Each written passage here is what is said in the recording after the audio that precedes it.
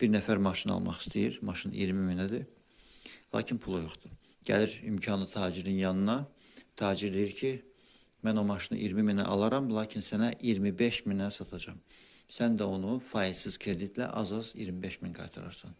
Şeyx İbn Hüseymin, Allah ona rəhmət eləsin, deyir ki, bu haram bir müamilədir, icazəli deyil və güya ribadan, faizdən qaçmaq üçün bir hilədir.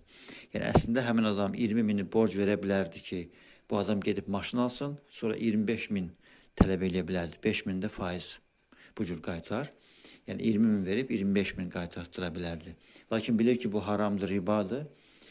Öz aləmində bir hilə işlədir və deyir ki, o maşını mən sənə 20 minə alıram və 25 minə satıram, 25 min qaytararsan. Bu forma şeyx deyir ki, hilədir və icazəli deyil.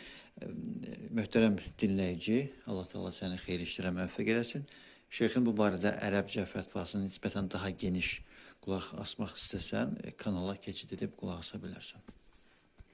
Nəyə görə bu mövzu hal-hazırda nisbətən gündəmə düşəcək? Çünki eşitdiyimə görə bu yaxınlarda bəzi banklarda İslam bankçılıq bölməsi açılır və bu cür formaya bənzər üsullarla maşın və digər alqı-satqılar olacaq. Ona görə bu məsələdə hər bir müsəlman diqqətli olmalı və alimlər buyururlar ki, hər hansı bir müamilə, hər hansı bir qərarı verməmişdən öncə Allahın dinində bu məsələnin hökmünü öyrənməlidir. Bunun icazəli olub-olmasını bilib dəqiqləşdirdikdən sonra son qərarını verməlidir. Allah Teala bütün müsəlmanları haram, riba, faizdən qorusun və müsəlmanlara halal ruzi nəsib eləsin və müsəlmanlara öz dinlərində savadlı və fəqih eləsin. Əmin.